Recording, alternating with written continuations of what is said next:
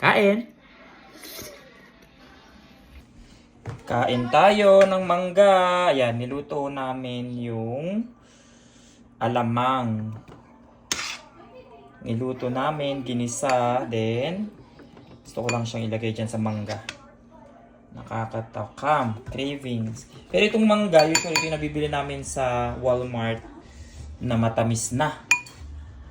So, pero gusto ko lang lagyan ng alamang. Ayan. Homemade. Lagyan pa natin ng marami. Tikman natin. Medyo mainit pa. Bagong luto yung alamang.